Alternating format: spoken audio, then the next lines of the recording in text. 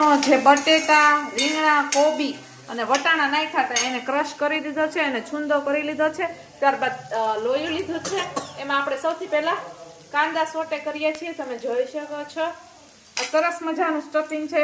બટેટા, વટાણા, રીંગણા અને આ એટલી વસ્તુ નાખી છે. બટેટા, વટાણા, રીંગણા અને કોબી. ત્યારબાદ લસણ એડ કરવાનું છે. કાંદા એડ કર્યા, લસણ એડ કર્યું, ત્યારબાદ મિક્સ કરી દેવાનું. કરી રહી છે કચુંબર બનાવી રહી છું. પાવભાજીનો પ્રોગ્રામ છે એટલે કાંદા ટમેટાની કચુંબર બનાવે છે એટલે કટિંગ કરી રહી છે. પછી આમાં મીઠું અને મરચું ને લીંબુ નાખશું. ઓકે ગાઈસ, હવે આપણે કાંદા લસણ સોતળાઈ ગયા છે. હવે આપણે ટમેટા સોતળશું. ટમેટા ત્યાં સુધી સોતળશું જ્યાં સુધી સોફ્ટ ન થઈ જાય.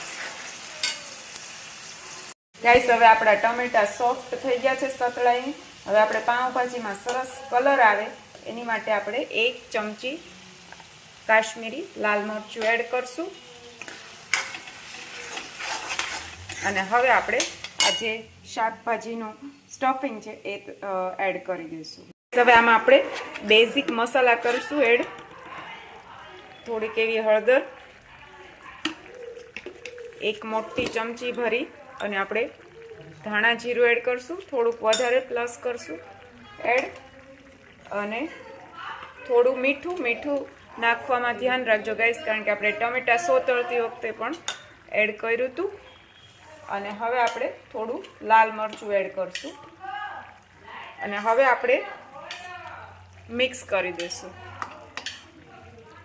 ગાઈસ, હવે આ શાકભાજી મિક્સ થઈ ગયું છે મસાલા સાથે. હવે આપણે લાસ્ટમાં એવરેસ્ટનો પાઉંભાજી મસાલા એડ કરશું અને પછી આપણે મિક્સ કરી અને સર્વ કરશું. એટલે આપણી આ પાઉંભાજી રેડી.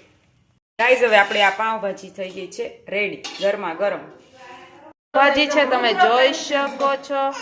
સરસ મજાની પાઉંભાજી બની ગઈ છે. ત્યારબાદ પરોઠા છે, બ્રેડ છે, કાંદા ટમેટાની કચુંબર છે. જેને પરોઠા ખાવા હોય પરોઠા ખાય, બ્રેડ ખાવી હોય એને બ્રેડ ખાય. કાંદા ટમેટાની કચુંબર છે, બટર છે. ફ્રેન્ડ્સ આવી જાઓ જમવા સરસ મજાની પાઉંભાજી ખાવા.